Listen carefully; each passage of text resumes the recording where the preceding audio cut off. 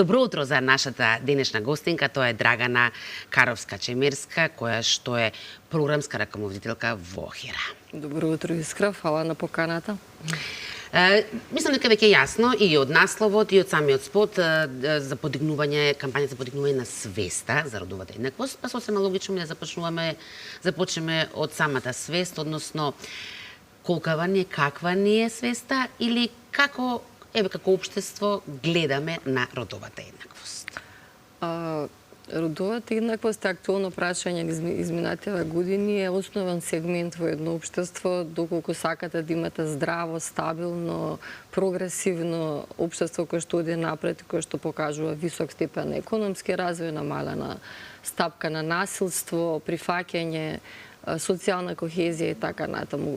Кај нас последните истражувања покажуваат дека ние сме многу ниско на индексот на родова еднаквост и е потребно да се разговара за овие теми, потребно е да се дига свеста по овие прашања, што тоа точно значи, како тоа се рефлектира во секојдневниот живот, но особено какво влијание има кај младите луѓе. Токму затоа и оваа кампања е насочена кон младите луѓе, затоа што ние во нив гледаме основа за идниот развој. Значи, потенцијалот кој што го носат, храброста која што ја носат, потребата да бидат активни, да ги менуваат работите, се наша инспирација реално и причина зашто ние ја насочуваме оваа кампања кон младите луѓе.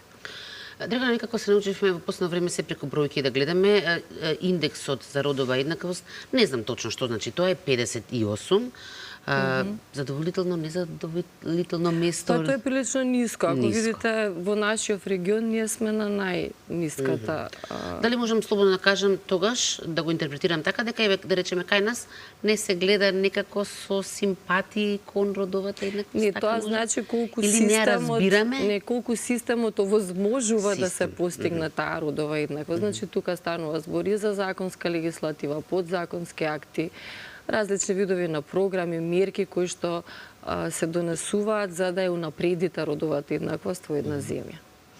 Кога зборуваме за системот, тогаш значи да не прашувам само за тоа како ние, како обични луѓе гледаме, туку предпоставувам институциите како ја препознаваат родовата еднаквост, како реагираат? Како ја препознаваат и какви се, како да ви кажам, какви се услуги се нудат на сите можни нивоа, колку се сите вклучени во нудењето на тие услуги, затоа што кога станува збор за мажи и жени, имате вие различни заедници, различни категории на мажи и жени, имате еден куп маргинализирани групи кои што се на маргините на општеството, кои што едноставно до нив не допираат сите придобивки на современото живење, едноставно она што им следува како луѓе кои што живеат во еден цивилизиран свет и во демократско општество. Значи, родовата еднаквост значи вклучување на секој еден во општеството и нудење на подеднакви услови за искористување на неговиот внатрешен потенцијал. Дали станува збор за услуги во сферата на образованието, здравството, социјални мерки, вработување и така натаму. Значи, сите можни сегменти на општественото живење ги регулираме со некакви закони, подзаконски акти, политики и така натаму, кои што државата ги носи за да општеството оди напред, да се развива. Драгана, знаете дека имаме често пати контактни емисии и во самата утринска со гледачите и имам некој така чувство дека често пати се чувствуваме како со овие закони, да речеме, за родова еднаквост, како да ни се загрозува она традиционалното. Може би поради недоволно познавање на самата тематика, што представува родова еднаквост. Затоа ајде малку некако да ја демистифицираме, да им ја доближиме.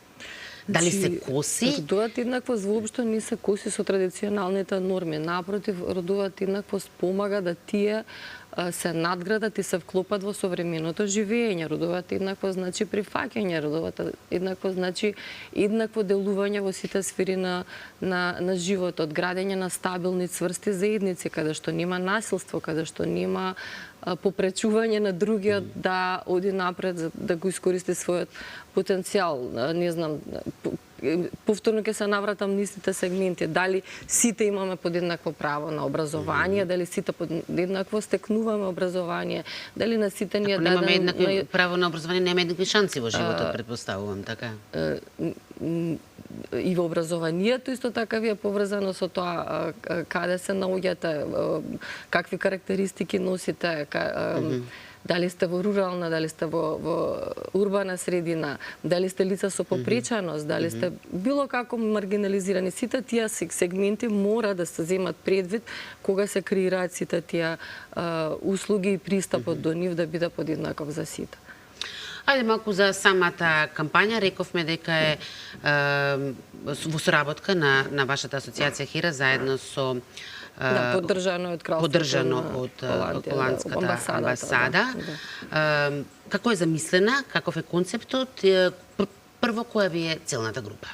Целната група се сите граѓани на нашата земја, меѓутоа особен фокус е ставен на младите, затоа што, како што кажав предходно, тие последните податоци, јас и донесов некои, кои што се во врска со нивното здравје, ни покажуваат некои многу загрижувачки состојби, дали станува збор за тоа, за високо ниво на насилство меѓу нив, многу ниска возраст на влегување во прв сексуален однос, некористење на контрацепција, висок степен на анксиозност, висок степен на загрижувачки состојби во врска со менталното здравје на младите, што нас ни укажува дека нешто се случува во општеството и дека треба да се работи на овие теми, треба да се отвараат овие теми, да се разговараат за да едноставно се овозможат слободни простори каде што тие ќе можат да ги остварат своите потенцијали, да ги кажат своите потреби, своите предизвици, едноставно да им се излезе во пресрет на младите.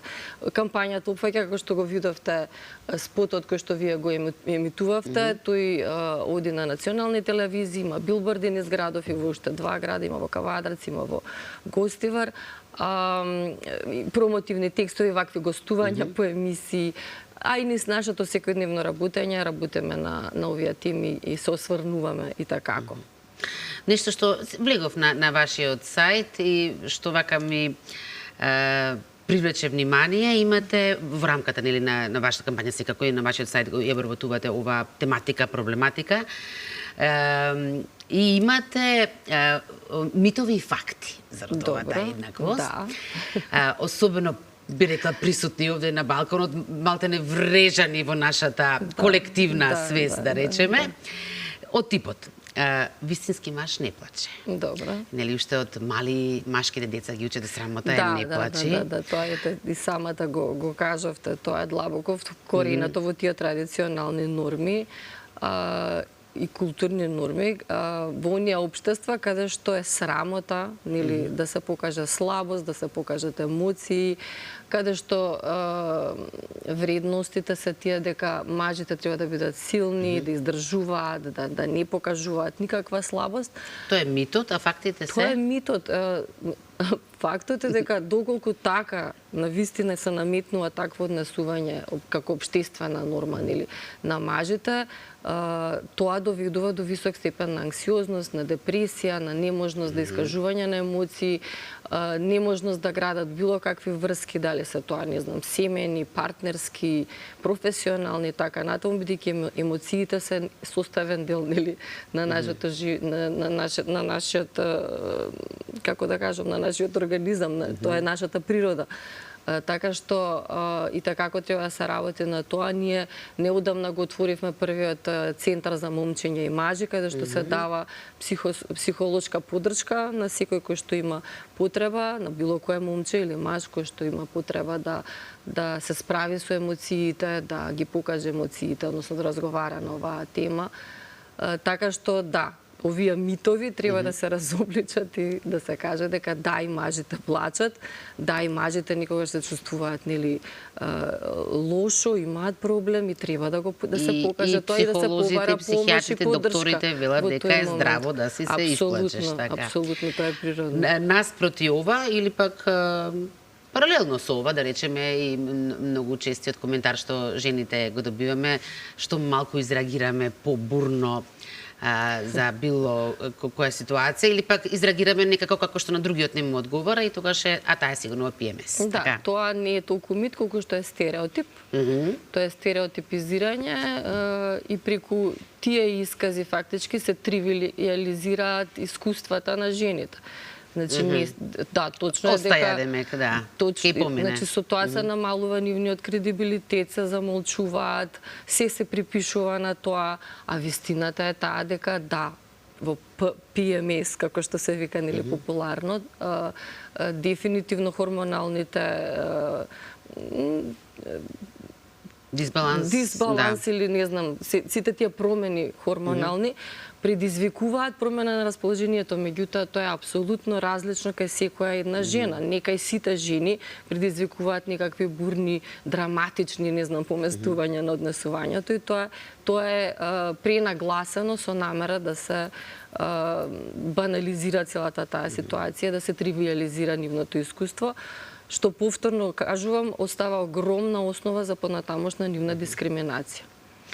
Драгана, мислам, Хера ни е доста позната веќе долги години, знаеме и за истражувањата што ги вршите, знаеме дека имате низа проекти, но сепак да се фокусираме денес на младите. Во рамките на Хера функционира и Хера Млади. Да. Имате преку 90 млади на возраст до 26 години, така? Да, тоа кои што понатаму комуницираат со други млади, ги следат, да речеме, ги анкетираат. Некако вака, ако можеме да сумираме, кои се главните проблеми што ги тиштат младите ги во нашето кажавме веќе, општество? значи младите имаат, како што ви кажав, тоа што ги покажуваат. Например, ХБСЦ студијата, која што е студија на СЗУ, е лонгитудинална, се спроведува во 51 земја во светот и во Северна Америка, Канада и Русија, мислам, покажува исто на 4 години се прави, значи редовно. Ви ги кажав преска податоците. Висок степен на анксиозност, на депресија, на или било какви психосоматски манифестации, особено кај девојките, низок степен на користење на контрацепција, ниска стапка на влегување во прв сексуален. Но, значи, едноставно, тој тип на едукација недостасува во нашата земја. Имаат ли кај нас услови да се слушали нивниот глас? Не. Јас сметам дека не се слуша доволно. Работата е, знаете како, не само да се слушне нивниот глас, туку да се седне заедно со нив на маси да се разговараат работите, затоа што попусто носите вие некакви политики, програми или што и да не, кои што ќе останат јалови, неискористени доколку не резонираат некако со младите. За да ги слушнете младите, потребно отварање, например, ние тој пристап го користиме често, културата ја користиме и креативното изразување и сите можни уметности како начин на изразување на нивните чувства, на нивните мислења, на нивните ставови, преку тоа отварате различни платформи каде што развивате дискусија, кога има дискусија секогаш доаѓате до некакво решение. Така што наш апел е, мислам, ние и го правиме во нашата организација преку различни проекти тоа, каде што отвараме простор, едноставно им отварате простор, им ги давате алатките за да можат да разговараат, да се видат меѓу себе, да пренесат што чувствуваат, со какви проблеми се соочуваат, што они посакуваат во општеството да се смени, за да нив им биде полесно, подобро и полесно да одат напред и да напредуваат. Значи, И од тоа, ако ги слушнеме, немаат бенефит само тие, туку и целото општество. Апсолутно, да. Оној стереотип као, не знам, остајќи млади се не знаат, ќе научат, тоа дефинитивно е. Треба да се напушти како концепт и да се слушнат, убаво да се слушнат што имаат да кажат и особено како што кажав преку култура. Културата, градење на тој културен идентитет е многу важен, оставање на тие простори кај што тие ќе можат да се израдат креативно е многу важно, затоа што на тој начин ќе се изненадите колку многу они можат да покажат и да дојдат до некакви решенија и некакви предлози за решенија за различни проблеми. Драгана, многу ти благодарам на ова твое гостување. Посакувам успешна работа. Благодарам на поканата.